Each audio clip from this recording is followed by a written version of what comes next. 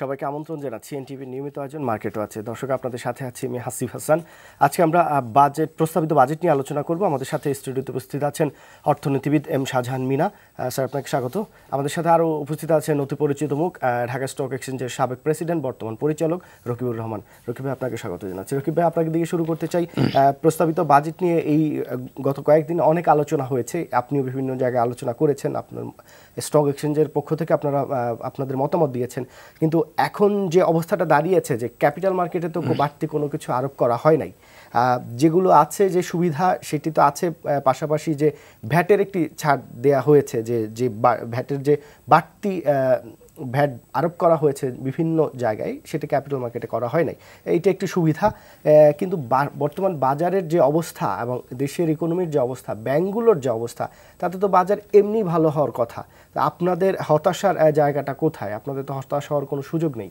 না, আমি বাজেট যদি অত্যন্ত বড় আকারের একটি বাজেট, এবং অর্থমন্ত্রী বলেছেন এটা তার জীবনের শ্রেষ্ঠ বাজেট, এবং এটা একটি বড় বাজেট উনি করেছেন, এবং বিভিন্ন ক্ষেত্রে যেভাবে আপনার ভ্যাট আরোপিত করা হচ্ছে বিভিন্ন জায়গাতে, সেখান থেকে টাকা সংগ্রহের জন্য বাজেট বাস্তবায়নের জন্য যে ফান্ডটা দরকার সেটা করা যায়। সেখানে আমি মনে করি যে আমরা যদি ক্যাপিটাল মার্কেটে যদিও নতুন করে কোনো প্রণোদনা আসেনি, কিন্তু যেগুলি দেওয়া আছে সেগুলিও কন্টিনিউশন করছে। অর্থাৎ আপনি যে কথাটা বলেছেন আমি আপনার সাথে একমত যে এমন কোনো কিছু চাপিয়ে দেওয়া হয়নি, যেমন আপনার ভ্যাটের আওতায় কোনো লেনদেন বা কোনো কিছু আনা হয়নি। আপনার অর্থ বিলে স্পষ্টভাবে বলা আছে যে নতুন করে ভ্যাটের যে আওতা করা হয়েছে, ভ্যাটের যে সম্প্রসারণ করা হয়েছে, ভ্যাট যেখানে যেখানে প্রযোজ্য হবে সেখানে পুঁজিবাজার সেটা থেকে আপনার মুক্ত রাখা হয়েছে, পুঁজিবাজারকে সেখান থেকে দূরে রাখা হয়েছে। আর দ্বিতীয়ত আমরা একটা রিউমার বাজারে ছিল যে আপনার ক্যাপিটাল গেইনের উপর ট্যাক্স বসানো হবে, সেটাও করা হয়নি। তো আমি মনে করি যে বর্তমান যে বাজার যে অবস্থায় চলছে, বাজারের যে সার্বিক যে অবস্থা, আমি মনে করি যে আপনি জানেন যে আবার বলা হয়েছে আগামী 2 মাসের মধ্যে আপনার সঞ্চয়পত্রের সুদের উপর এটা রিভিউ করা হবে। সেটাও একটা পজিটিভ দিক আর কি, যে ব্যাংকের যে সুদ দেওয়া হয় এবং সঞ্চয়পত্রের যে সুদ দেওয়া তার ডিফারেন্স অনেক বেশি। তাতে উনি আভাস দিয়েছেন যে সঞ্চয়পত্রের উপর সুদের হার কমে যাওয়ার সম্ভাবনা অনেক বেশি। সেটা আগামী 1-2 মাসের মধ্যে অনেক সিদ্ধান্ত নিতে যাচ্ছেন। তা আমি মনে করি যে বাজার যে অবস্থায় আছে সেই অবস্থায় বাজারে এটা নেগেটিভ এফেক্ট হওয়ার আমি কোনো কারণ দেখছি না। আমি কোনো কারণ দেখছি। আমি মনে করি বাজার তার নিজস্ব গতিতে চলবে, বাজার তার কোম্পানি পারফরমেন্সের উপর বাজার চলবে, এবং সেখানে বিনিয়োগকারীদের ভয় পাওয়ার কোনো কিছু নেই। বিনিয়োগকারী সঠিক সময় সঠিক জায়গায় যদি বিনিয়োগ করতে পারে, আমি মনে করি এই বাজার থেকে তারা অবশ্যই প্রফিট আর্ন করতে পারবে। কারণ আপনি নিজেও দেখেছেন যে ব্যাংক থেকে আপনি ব্যাংকে টাকা রাখলে যে ইনকাম আপনার, সেই ইনকাম এখন পুঁজিবাজারে যদি আপনি বিনিয়োগ করেন, পাশাপাশি যদি তার একটি অংশ, আমি পুরো টাকাটাই আমি পুঁজিবাজারে বিনিয়োগ করার কথা কোনো সময় বলিনি। আমি বলছি আপনার কাছে যে আপনাকে সারপ্লাস যে মানি যে আছে তার একটি অংশ আপনি পুঁজিবাজারে বিনিয়োগ করে দেখেন। যদি আপনি দেখে এবং বুঝে বিনিয়োগ করেন, অবশ্যই আপনি ব্যাংকে যে টাকা রাখবেন বা অন্য খাতে যে বিনিয়োগ করবেন তার চেয়ে অনেক বেশি ভালো রেজাল্ট আপনি ক্যাপিটাল মার্কেট থেকে নিতে পারবেন। স্যার, এই বিষয়টি আমি আসতে চাই যে আবগারি শুল্কের বিষয়টা। এখানে 1 লাখ টাকার উপরে রাখলে আপনি, এটি সবাই জানেন, সবচেয়ে বেশি আলোচিত। অর্থমন্ত্রী বাজেট পরবর্তী সংবাদ সম্মেলনে বলেছেন যে 1 লাখ টাকার বেশি যার আছে তিনি আসলে সম্পদশালী। কিন্তু এই অর্থমন্ত্রী কিছুদিন আগে আমরা হলমার্ক কেলেঙ্কারির সময় আমরা দেখেছি উনি বলেছিলেন যে 4,000 কোটি টাকা তেমন কোনো টাকা না। এখন এই যে 1 লাখ টাকা যার আছে তিনি সম্পদশালী, এটা ব্যক্তি হিসাবে বলেছেন, আবার 4,000 কোটি টাকা এটা সামগ্রিক দেশের টাকা হিসেবে বলেছেন। আসলে বিষয়টা কি? এটি নিয়ে আলোচনা বেশি হচ্ছে স্যার, আপনি যদি আপনার মূল্যায়ন। হাসিব, হ্যাঁ ধন্যবাদ আপনাকে। আসলে যে বিষয়টি এই বিষয়ে যাওয়ার আগে একটু আমরা বাজেটের দিকে একটু আলোকপাত করে নেই। সেটা হলো এবারকার বাজেটের সবচেয়ে যে বৈশিষ্ট্যগুলি আমরা দেখছি, সেটা হলো যে বাজেটটা অনেক বড়। গত বছরের তুলনায় এবার 17% বাজেটের সাইজটা বেড়েছে। এটা হলো একটা দিক। আর একটা দিক হচ্ছে যে এই বাজেটে একটা বিরাট ঘাটতি দেখানো হয়েছে। 1,07,000 কোটি টাকার মধ্যে ঘাটতি দেখানো হয়েছে, এবং সেই ঘাটতি পূরণের 3টা উৎসর কথা বলা হয়েছে। ব্যাংকিং খাত থেকে 28,000 কোটি টাকা, ব্যাংকের বাইরে অর্থাৎ সঞ্চয়পত্র থেকে 32,000 কোটি টাকা মতো, আর বিদেশি ঋণের থেকে এটা করা হবে প্রায় 46,000 কোটি টাকার মতো। অর্থাৎ মোট এই 1,06,000 কোটি টাকার একটা ঘাটতি এটা আমরা দেখতে পাচ্ছি। কিন্তু এইখানেই আমার একটু প্রশ্ন রয়ে গেছে যে আমাদের বর্তমান যে গ্রোয়িং অর্থনীতি, এবং সেইটাকে আমরা যে সমস্ত বড় বড় প্রজেক্ট নিয়েছি, সেই সমস্ত প্রজেক্টগুলো ইমপ্লিমেন্ট করতে যেয়ে আমাদেরকে এই ঘাটতিটা টানতে হচ্ছে, অর্থাৎ আমাদের বিভিন্ন সোর্স থেকে ঋণ নিতে হবে। এবং সেই ঋণের একটা ইফেক্ট আমরা দেখছি যে আমাদের টোটাল বাজেটের দেখা যাচ্ছে যে প্রায় 16.9%, অর্থাৎ টোটাল যে রেভিনিউ বাজেট তার 16.9% এই টাকাটা আমি ঋণের সুদ পরিশোধ করার জন্য আমি ব্যবহার করছি। তো ঋণের সুদ পরিশোধ করার জন্য আমরা এটা করছি, এবং গত বছরের তুলনায় এবার ঋণের পরিমাণ আমাদের কিন্তু আরও বেশি হবে। অর্থাৎ আমাদের দেখা যাবে আগামীতে কিন্তু আসলে এই ঋণের সুদ পরিশোধ করার জন্য আমাদেরকে বেশি টাকা ব্যয় করতে হবে। এটা হলো একটা দিক। আর একটা দিক আপনি যেটা বললেন সেটা হলো যে আবগারি শুল্ক, ব্যাংকের আমি যে টাকা জমা রেখেছি বা আমার সারা বছরে যখন হাইয়েস্ট যে পরিমাণ টাকা আমার ব্যাংকে দেখানো যাবে, যে সময়টা ওইটার উপরে আমাকে এই আবগারি শুল্কটা দিতে হবে, যেটা হাইয়েস্ট বোধহয় 25,000 টাকা, বছরে 25,000 টাকার পর্যন্ত, আর নিচে আছে 800 টাকা পর্যন্ত। 500 টাকার জায়গায় 800 টাকা। নিচে যে 800 টাকা, এটা কিন্তু আগে 500 টাকা ছিল, এটা আগে কিন্তু আমরা টের পাইনি। এবার যেহেতু বাড়িয়েছে এবং বাড়ানোর ফলে ইফেক্টটা খুব বেশি মনে হচ্ছে হবে, সেই জন্য বিষয়টা খুব আলোচিত হচ্ছে। আগে টের পাইনি বিষয়টা ছিল, আগে আপনার ব্যাংকে টাকা রাখলে যে ইন্টারেস্ট পাওয়া যেত সেটা কিন্তু বেশি পাওয়া যেত। এখন টের পাওয়ার বিষয়টা এই কারণে যে ইন্টারেস্ট পাওয়া যাবে, যা কেটে রাখবে তার চেয়ে কম। আমি সেইটাই বলছি, অর্থাৎ হিসাব করে দেখা গিয়েছে যে আমরা পত্রপত্রিকা দেখেছি, একজন লোক যদি 1 লাখ টাকা ব্যাংকে জমা রাখে 3 মাসের জন্য, তার উপর যে সুদ পাবে সে সুদের উপরে ট্যাক্স দিতে হবে এবং তারপরে আবগারি শুল্ক দিতে হবে। যদি আমি 800 টাকা দেই, এটা অর্থাৎ আমি 1 বছর আগে 1 লাখ টাকা রেখেছিলাম, এই 1 বছরের পরে আমি 99,000 সামথিং পাবো।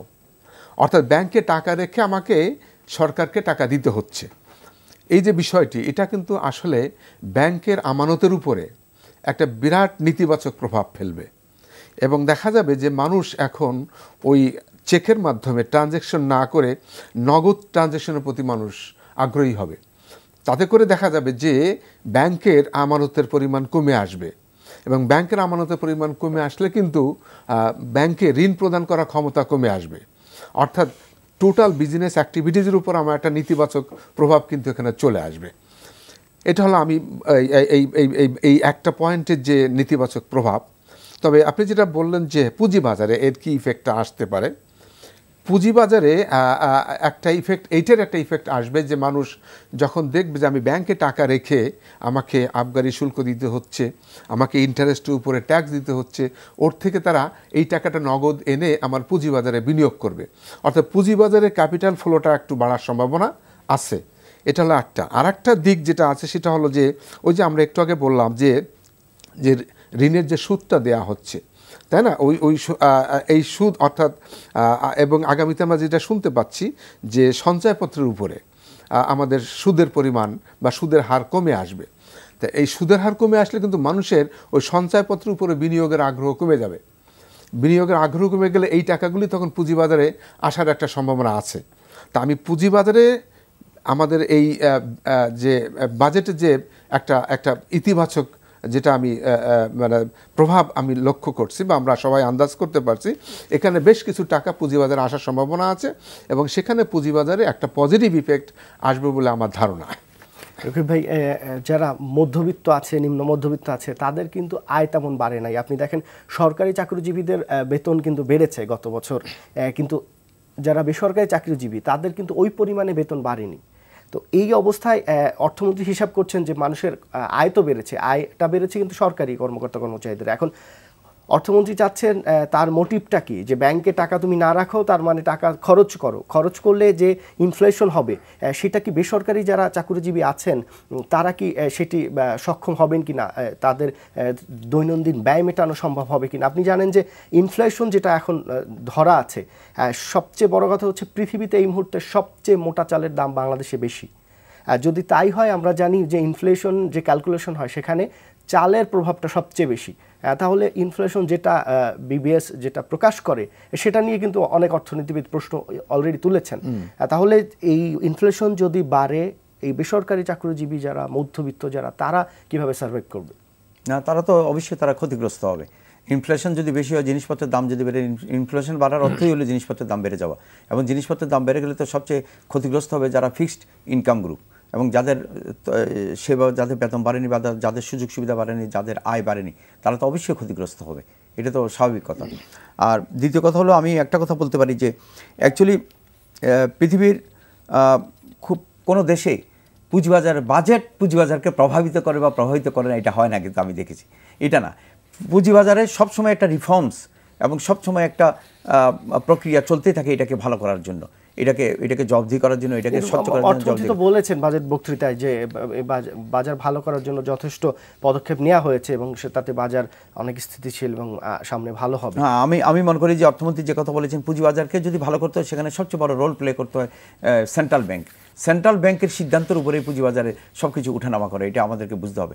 আমি মনে করি কেন্দ্রীয় ব্যাংকের সিদ্ধান্ত সবচেয়ে বড় গুরুত্বপূর্ণ পুঁজিবাজারের ক্ষেত্রে, যে মানি সাপ্লাই বাড়ানো আর কি। আর সাথে সাথে পুঁজিবাজারে সেই ধরনের ভালো ভালো কোম্পানিও আসতে হবে, ভালো ভালো ট্যাক্সই ভালো ভালো কোম্পানি পুঁজিবাজারে নিয়ে আসতে হবে। কিন্তু আপনাদের এখন যে আইন আছে সেই আইনে কি ভালো কোম্পানিগুলো আসবে? আপনি দেখেন যেসব বড় কোম্পানি যাদের টাকা দরকার, একটা আবেদন করলে দেখা যায় 2 বছর 2.5 বছর পরে অনুমোদন পাচ্ছে। এখন একটি টেক্সটাইল কোম্পানি বা একটা গার্মেন্টস, সে হয়তো 2 বছর 2.5 বছর পরে আসতে পারে, কিন্তু বড় কোম্পানি যার ফ্যাক্টরি অলরেডি আছে, আরও টাকা দরকার, সে কি 2 বছর ধরে ওয়েট করবে? কিংবা আপনার যে ট্যাক্সের যে সুবিধা, আপনি যে মোবাইল কোম্পানি আছে, আপনি 5% সুবিধা পাবে, 40 আর 45, তো 5%-এ তো মোবাইল কোম্পানিগুলো আসবে না, অলরেডি বলে দিয়েছে। এখানে আরো অ্যাট্রাকটিভ করতে হবে, এখানে ট্যাক্সের ক্ষেত্রে আরো আপনারা বলছেন ভালো কোম্পানিগুলো নিয়ে আসতে, কিন্তু আপনারা সেই মানে পথটা খোলা রাখছেন না, তাহলে ভালো কোম্পানি আসবে কি করে? এই জায়গায় আসবে। একটি ফোন নিয়ে নিচ্ছি। দর্শক কে আছেন, আপনার নাম বলে প্রশ্ন করুন। জি, আমার নাম রাইফুল চৌধুরী, আমি গুলশান থেকে বলছি। জি ভাই বলুন। অর্থমন্ত্রী আমাদের যে বাজেটটা দিয়েছেন, সেই বাজেটটা তো উনি বলেছেন ওনার জীবনের সর্বশ্রেষ্ঠ বাজেট। উনি যেগুলি দিয়েছেন সেগুলি আমি দেখতেছি সব সাধারণ মানুষের জন্য দুর্ভোগের শেষ নাই এই বাজেটে। কর যত রকম দিয়েছেন, ভ্যাট দিয়েছেন, এতেও মানুষ স্বস্তি পাবে না, পুঁজিবাজারে তো প্রশ্নই উঠে না। এখন উনি জীবনের শেষ মুহূর্তে এসে এই নিজের গুণ নিজেই গাইলেন যে আমি সর্বশ্রেষ্ঠ বাজেট দিলাম। এই অর্থটা আমরা বুঝলাম না উনি নিজে কিভাবে। জি ধন্যবাদ। দর্শক, রকিব ভাই যদি এই ব্যাপারে আপনি কিছু বলেন, স্যারের কাছে আমি বাকি উত্তর। না, আমার প্রিয় দর্শক যে প্রশ্নটি করেছেন, এটা অর্থমন্ত্রী হয়তো একটা বিশাল বড় বাজেট দিয়েছেন আর কি। উনি কন্টিনিউশন, উনি 11, 12, 13, 14, 15, 16, 17 এই করে উনি বলেছেন যে উনি বিশাল একটা বাজেট দিয়েছেন। এটা এই জন্য উনি নিজেই বলছেন যে এটা ওনার জীবনের শ্রেষ্ঠ বাজেট, যে এত বড় একটা ব্যাপক বাজেট, এত বড় একটা ডেভেলপমেন্ট বাজেট উনি দিয়েছেন। এই জন্য উনি এটাকে হয়তো বা ডেভেলপমেন্ট বাজেট, কিন্তু বিনিয়োগের ব্যাপারে সুনির্দিষ্ট কিন্তু এমন কিছু বলা নাই। এবং যারা এই বাজেট পরবর্তী সময়ে এই কয়দিনে যারা অর্থনীতিবিদ যারা আছেন স্যাররা সহ সবাই কিন্তু বিনিয়োগের ব্যাপারটাই খুব হতাশা প্রকাশ করেছেন যে এখানে সুনির্দিষ্ট করে কিছু বলা নাই। তাহলে ডেভেলপমেন্ট বাজেট হয় কি করে? না, এটা এই বাজেটের মুখ্য উদ্দেশ্য যেটা আমি যদি দেখে থাকি, তাহলে এটা হলো সরকার যে কাজটুকু করবে, সরকার যে মেগা প্রজেক্ট করবে, বড় বড় প্রজেক্ট করবে, বিদ্যুৎ খাতে যেমন ডেভেলপমেন্ট খাতে এইটাকে অনেক বড় মানে গুরুত্ব দেওয়া হয়েছে। মানে সে এই মেগা প্রজেক্টগুলি কমপ্লিট করার জন্য এবং বিভিন্ন গুরুত্ব কিন্তু আপনার এই নির্বাচনের সময় রাস্তাঘাটের উপরে বেশি দেওয়া আছে, রাস্তাঘাট হবে, এই হবে। আপনি দেখেন শিক্ষায়, চিকিৎসায় কিন্তু যেটা সবচেয়ে বেশি দরকার সেটা কিন্তু বরাদ্দ কমেছে।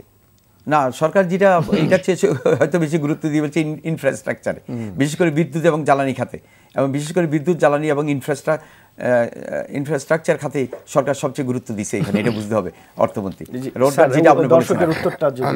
দর্শক যে প্রশ্নটি করেছেন আমি কিন্তু ওনার সঙ্গে একমত। এটা আমি একজন সাধারণ নাগরিক হিসেবে যে জিনিসটা ফিল করি, যে আমাদের মাননীয় অর্থমন্ত্রী যেটা বলেছেন যে এটা ওনার জীবনের শ্রেষ্ঠ বাজেট, কিন্তু আমার বিশ্লেষণে এটা মনে হয় না। বরং আমার যেটা মনে হয়, এটা তো আমার মনে হয় এটাই হয়তো ওনার শেষ বাজেট। আমি জানি না, হয়তো সেই কারণে উনি কিছু সিদ্ধান্ত নিয়েছেন যে সিদ্ধান্তগুলি জনগণের স্বার্থের বিরুদ্ধে গেল কি পক্ষে থাকলো এটার দিকে উনি আদৌ আলোকপাত করেননি। যদিও উনি নিজের ঢোলই কিন্তু নিজে পেটাচ্ছেন, অর্থাৎ আমার জীবনের সবচেয়ে শ্রেষ্ঠ বাজেট, কিন্তু আমার মূল্যায়নে আমি মনে করি উনি যতগুলো বাজেট দিয়েছে তার ভিতরে এটি সবচেয়ে খারাপ বাজেট।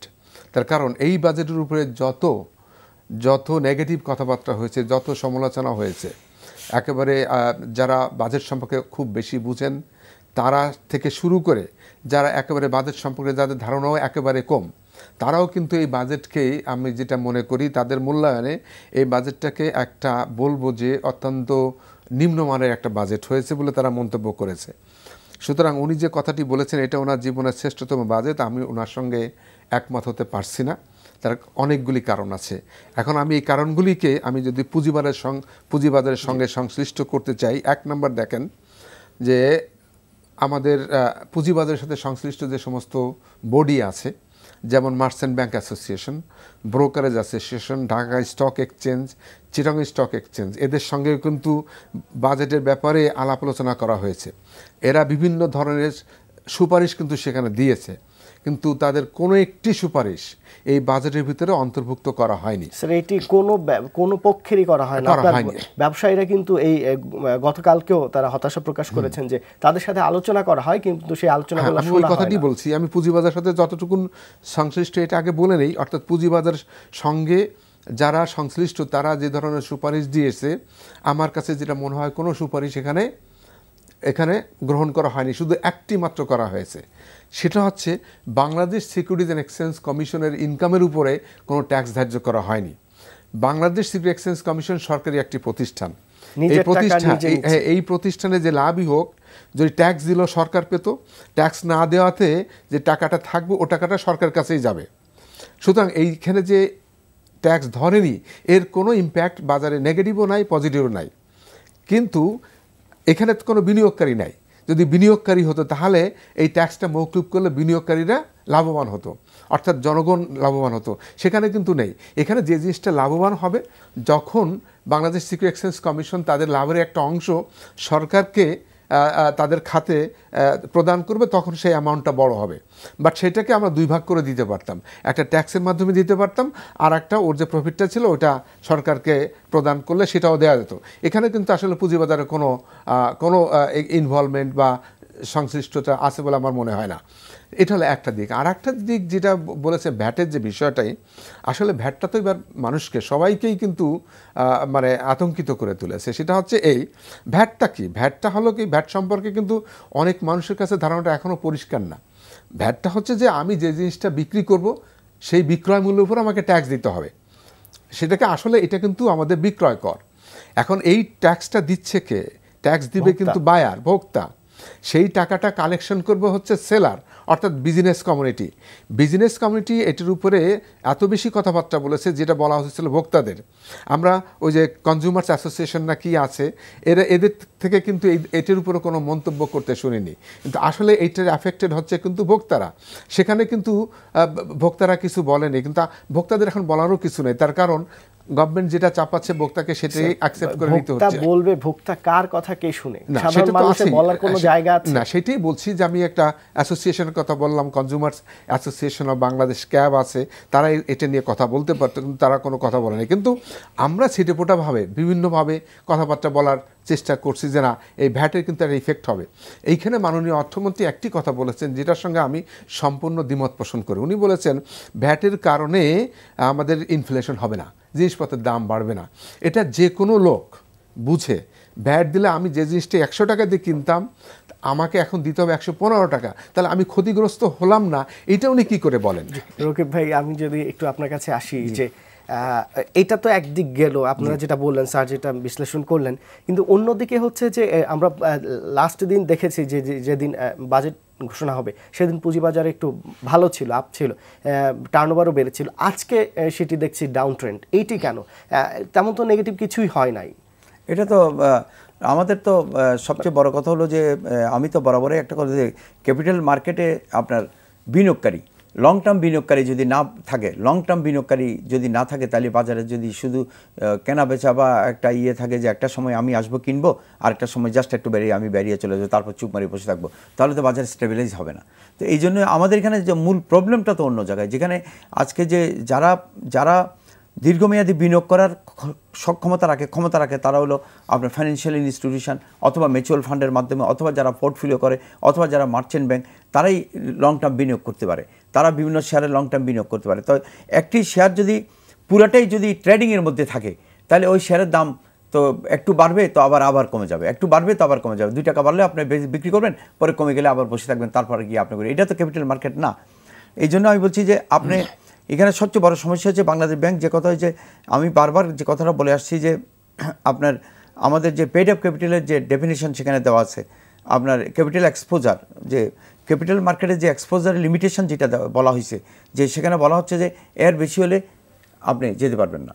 আপনাকে বলা হয়েছে যে আপনি 100 কোটি টাকা পর্যন্ত বিনিয়োগ করতে পারবেন। আপনার কি ধারণা যে আপনারা যত দিন এই এক্সপোজারের ডেফিনেশন নিয়ে যে কথা বলেছেন, তারপরেও আপনাদের কি এখনো ধারণা আছে যে এটা কেন্দ্রীয় ব্যাংক এটা সংশোধন করবে?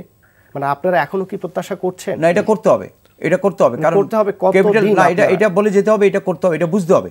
ক্যাপিটাল মার্কেট এক্সপোজারে যে অবস্থা আছে, 100 কোটি টাকা এখন বিনিয়োগ করার জন্য বলা আছে, সে 100 কোটি টাকাতে বিনিয়োগ করতে পারবে না। সে 100 কোটি টাকার শেয়ার কিনে ফেললো, তারপর এখানে 20% প্রফিট হলো, তাহলে দেখা যাচ্ছে যে 20% প্রফিট হলে সে 100 কোটি টাকা ক্রস করে ফেললো। তখন তাকে বাধ্য করা হচ্ছে যে না, তুমি যেহেতু এটা কিন্তু cost price and market price, তো মার্কেট প্রাইস ধরে তাকে বলা হচ্ছে তুমি ওইটা বিক্রি করে দিতে হবে। রকিব ভাই, আমাদের ক্যাপিটাল মার্কেটে যদিও ইন্টারন্যাশনাল যে ক্যাপিটাল মার্কেট তার সাথে কোনো মিল নেই, তারপরও একটি জিনিস সবাই যেটি ভাবছেন যেটা ক্যাপিটাল মার্কেটের সাথে সম্পৃক্ত, যে বাংলাদেশের যে কোনো ঘটনাই ঘটুক তার একটা নেগেটিভ ইম্প্যাক্ট ক্যাপিটাল মার্কেটে পড়ে, আর পজিটিভ কোনো কিছু হলে তার ইম্প্যাক্ট দেখা যায় না। এবং ক্যাপিটাল মার্কেট রিলেটেড কোনো ডিসিশন যদি সরকারি তরফ থেকে বা বাংলাদেশ ব্যাংক বা সিকিউরিটিজ অ্যান্ড এক্সচেঞ্জ কমিশন নেয়, তারপরও পজিটিভ ইম্প্যাক্ট পড়ে না। এটার কারণটা কি? যা কিছু হোক, যে কোনো পলিটিক্যাল যা কিছু হোক, তার একটা নেগেটিভ ইম্প্যাক্ট আমরা দেখছি। এটা হলো আমি মনে করি যে এটা হলো যে যখনই একটা যেমন মাঝখানে আপনার মনে আছে যে মাঝখানে একটা রিউমার ছড়াই হয়েছে যে ক্যাপিটাল গেইনের উপর আপনার ট্যাক্স বসাবে, তাতে করে মার্কেট বড় ধরনের ক্ষতিগ্রস্ত হয়েছিল, অনেক ইন্ডেক্স অনেক কমে গিয়েছিল অনেকে। এই যে এগুলি হলো রিউমার, যে আমাদের বাজারটা অনেকটা রিউমার ভিত্তিক ইনফ্লুয়েন্স হয়ে থাকে। যেটা একটা কথা আপনি অত্যন্ত ভালো বলেছেন যে ভালো কিছু হলে এটা কোনো ইম্প্যাক্ট আমরা দেখি না, যখনই খারাপ কিছু হয় কোনো দিক দিয়ে তখন সাথে সাথে এটার ইম্প্যাক্ট। সবাই কিন্তু আশা করেছিল যে আজকে ক্যাপিটাল মার্কেট ভালো থাকবে এবং টার্নওভার বাড়বে, কারণ ব্যাংকের তো এমনি মানুষ টাকা রেখে ইন্টারেস্ট পাচ্ছে না, তারপরে এখন তো আরো রাখবে না। আমি তো মনে করি যে আমরা যদি সব কিছু বিবেচনা করে যদি আমরা দেখি যে ক্যাপিটাল মার্কেটে যে প্রণোদনাগুলি গত কয়েক বছর দেওয়া আছে সেগুলি তো কন্টিনিউশন আছে, সেখানে তো হাত দেওয়া হয়নি, অ্যাটলিস্ট সেখানে তো হাত দেওয়া নেই। যেখানে অর্থমন্ত্রী নিজে এটা তার জীবনের শ্রেষ্ঠতম বাজেট, সবচেয়ে বিগেস্ট বাজেট, ডেভেলপমেন্ট বাজেট, এই বাজেট ওই বাজেট উনি প্রকাশ করেছেন, তাই বলে উনি ক্যাপিটাল মার্কেটের উপর তো কোনো হাত দেননি। হয়তো সুযোগ সুবিধা আর বাড়াননি, কিন্তু নতুন করে তো কোনো কিছু চাপিয়ে দেওয়া হয়নি। তাতে বাজার যেভাবে কন্টিনিউশন করে আমি তো মনে করি তার চেয়ে ভালো হওয়ার কথা, ভালো হতো, এটা একটা পজিটিভ ইম্প্যাক্ট হওয়া উচিত বাজারে, আমি তো মনে করি। স্যার, এখানে আমি একটু বিষয় বলতে চাই যে কি পরোক্ষভাবে তো ক্যাপিটাল মার্কেটের উপকারী করেছেন, মানে ক্যাপিটাল মার্কেট ভালো করার জন্য কাজই করেছেন, কারণ মানুষ তো হয় সঞ্চয়পত্র কিনবে, না হলে ব্যাংকে টাকা রাখবে, না হলে ক্যাপিটাল মার্কেট আসবে। তো ওই দুইটা জায়গায় তো অর্থমন্ত্রী বারবার বলছেন যে ওই দুইটা জায়গায় তো তিনি আঘাত করছেন, তার মানে টাকা তো ক্যাপিটাল মার্কেটে আসার কথা না। এটা ঠিক, এটা আমি আগেও বলেছি যেটা যে হ্যাঁ, এখন সঞ্চয়পত্রের উপরে যে সুদ যদি কমে বা এই যে ব্যাংকের যে লেনদেনের উপর যে আবগারি শুল্ক যেটা চার্জ করতেছে, এর ফলে তো ব্যাংকে টাকা জমার পরিমাণ কমে যাবে, এই টাকাটা আমাদের পুঁজিবাজারে আসবে। এটা হয়তো সময় নেবে, এইটা কিন্তু ইমিডিয়েট ইফেক্টটা আমরা হয়তো লক্ষ্য করছি না, সময় নেবে। কিন্তু যেটা আমরা আশা করেছিলাম, বিনিয়োগকারীরা সহ অনেকেই আশা করেছিল যে আরও কিছু পদক্ষেপ এই নিবে বা ঘোষণা আসবে, এই যেটা পজিটিভ একটা ইফেক্ট ক্রিয়েট করতে পারবে ফর দ্য ক্যাপিটাল মার্কেট। আর সেখানে কিন্তু আমাদের মাননীয় অর্থমন্ত্রী কোনোভাবে কিছুই বলেননি, বরং উনি একটু আগে যেটা বলতেছে এক্সপোজার লিমিট নিয়ে যে জটিলতা, এটা কিন্তু এখনও সমাধান করা হয়নি। আর আপনি যে কথাটি বললেন যে এটা ভালো ফলে রেজাল্টটা কিন্তু আমরা পাই না, বাজারে দেখি না, এর পিছনে দুটি কারণ। একটি কারণ হচ্ছে যে আমাদের অধিকাংশ বিনিয়োগকারী ওনারা খুব তাড়াতাড়ি ট্রেডিং করে লাভ করতে চান, কিন্তু আসলে আমার পুঁজিবাজারের বৈশিষ্ট্য কিন্তু এটা না। পুঁজিবাজারে বিনিয়োগ করতে হলে আপনার দীর্ঘমেয়াদী বিনিয়োগ করতে হবে এবং স্বল্পমেয়াদী ট্রেডিং করে আমি কিছু লাভ করব সেটা আমি করব। দীর্ঘমেয়াদী বিনিয়োগ করার জন্য কিন্তু বাজারে পরিবেশ সৃষ্টি হয়েছে, বাট স্বল্পমেয়াদী বিনিয়োগ করার জন্য, অর্থাৎ যারা ওই ওভারনাইট যারা ধনী হতে চায় সেই রকম বিনিয়োগকারীরা কিন্তু এখনও বাজারে আসছে না। আরেকটি জিনিস যেটা আমরা লক্ষ্য করেছি, যে আমরা আশা করেছিলাম যে বাংলাদেশ ব্যাংক আমাদের পুঁজিবাজারের প্রতি আরও বেশি একটু বলবো যেটা পজিটিভ অ্যাটিচিউড নেবে, সেই অ্যাটিচিউডটা কিন্তু এখনও বাংলাদেশ ব্যাংকের পরিবর্তন হয়নি। আমি যে জিনিসটা লক্ষ্য করেছি আমার ব্যক্তিগত পর্যায়ে বেশ অনেকের সঙ্গে আলাপ আলোচনা হয়, পুঁজিবাজারের দুটি সবচেয়ে বড় প্রতিষ্ঠান বাংলাদেশ সিকিউরিটি এক্সচেঞ্জ কমিশন এবং বাংলাদেশ ব্যাংক, এই দুটোর ভিতরে সমন্বয়ের দারুণ অভাব রয়ে গেছে। অর্থাৎ এটা দুইজন যদি একসঙ্গে কাজ না করে, দুটি প্রতিষ্ঠানের একসঙ্গে কাজ না করে, তাহলে কিন্তু পুঁজিবাজারকে আরও বেশি গতিশীল করা যাবে না। আমাদের পুঁজিবাজার নিয়ন্ত্রক সংস্থা বাংলাদেশ সিকিউরিটি এক্সচেঞ্জ কমিশন মনে করছে যে আমরা অনেক সংস্কারমূলক কাজ করেছি, এতেই বাজার ভালো হয়ে যাবে, কিন্তু তার রেজাল্ট কিন্তু আমরা দেখছি না। বিকজ এটাকে সাপোর্ট দেওয়ার জন্য বাংলাদেশ ব্যাংকের পলিসি সাপোর্টের প্রয়োজন আছে, যেখান থেকে আমরা এই জিনিসটা পাচ্ছি না। আপনি যে কথাটা বললেন, আমরা দেখছি যে অতীতের যত অর্থমন্ত্রী ছিলেন সেই তুলনায় বর্তমান অর্থমন্ত্রী অনেক পাওয়ারফুল। তিনি যা করছেন, যা চিন্তা করছেন তাই হচ্ছে, এটাই দেখা যাচ্ছে। তো তিনি কি এটি বুঝেন না যে দুই রেগুলেটরকে একসাথে বসানো উচিত? এইখানে মধ্যে একটা কমিউনিকেশন গ্যাপ আছে। সেটা হচ্ছে আমাদের মাননীয় অর্থমন্ত্রীকেও যে জিনিসটা বোঝানো হচ্ছে সেটা যে আমাদের বাজারটা এখন স্থিতিশীল, ভালো আছে বাজার। উনি বলছেন বাজারটা স্থিতিশীল, বাজারটা ভালো আছে, which is not true at all. বাজারটা স্থিতিশীল মানে কি, বাজার পড়ে যাচ্ছিল ওইখানে থেমে আছে, কিন্তু বাজার যে ভালো হওয়ার সম্ভাবনা আছে, ভালো হওয়ার জন্য যে আরও অনেক কর্মকাণ্ড করা হয়েছে এবং এর যেটা ইফেক্ট আসা উচিত সেইটা কিন্তু ওনাকে বোঝানো হচ্ছে না। বাজার স্থিতিশীল, এটা নিয়ে উনি খুব সন্তুষ্ট। কিন্তু আমরা তো দেখি যে এই যে অর্থ মন্ত্রণালয় যারা আছেন তারা বিভিন্ন সময় ইন্ডিয়ার এক্সাম্পল দেন, পৃথিবীর অন্যান্য বড় অর্থনীতি, শক্তিশালী অর্থনীতির উদাহরণ দেন, কিন্তু তাহলে তো ওই দেশের ক্যাপিটাল মার্কেট কেমন চলে সেটা কি তারা বুঝেন না? ওই দেশের ক্যাপিটাল মার্কেট ইন্ডেক্স কিভাবে বাড়ে সেটা কি তারা দেখেন না, জানেন না? এটা তো তাদের বোঝার কথা, যেহেতু তারা সরকারের বিভিন্ন পদে দায়িত্ব পালন করছে, তারা পলিসি মেকিং এ তারা পার্টিসিপেট করছে। কিন্তু আমার কাছে যেটা মনে হয়, যে যাই বুঝাক না কেন, আমাদের মাননীয় অর্থমন্ত্রীর মাথায় যে জিনিসটা একবার পৌঁছেছে যে হ্যাঁ এখন বাজার ভালো আছে, উনি ওইটাই ধরে নিয়েছেন বাজারটা ভালো আছে, এবং উনিও আমাদের মাননীয় প্রধানমন্ত্রীকে ওই জিনিসটা বোঝাতে সক্ষম হয়েছেন।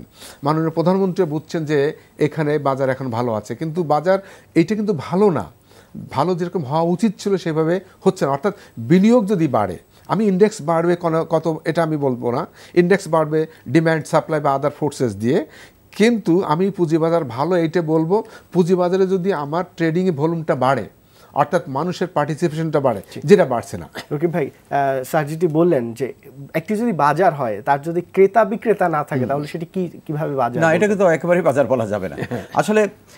আসলে ক্যাপিটাল মার্কেটটা তো কিসের জন্য? ক্যাপিটাল মার্কেটটা তো এটা তো বুঝতে, এটা অত্যন্ত গুরুত্বপূর্ণ। পৃথিবীর যে দেশে যত ডেভেলপমেন্ট, যত অর্থনীতি বিকশিত হয়েছে তার ক্যাপিটাল মার্কেটের মাধ্যমে হয়েছে। এটা ডেভেলপড, নন ডেভেলপিং কান্ট্রি, আমরা যদি বলি আমেরিকার দিকে তাকাই, আমরা যদি ইউরোপের দিকে তাকাই, আমরা ভারতের দিকে যদি তাকিয়ে দিই, আমি গত পরশুদিন দেখলাম ভারতের মন্ত্রিপরিষদ সিদ্ধান্ত নিয়েছে আরও 11টি বৃহৎ কোম্পানি পুঁজিবাজারে তারা 25% শেয়ার ছাড়বে, সে সিদ্ধান্ত দিয়ে দিয়েছে।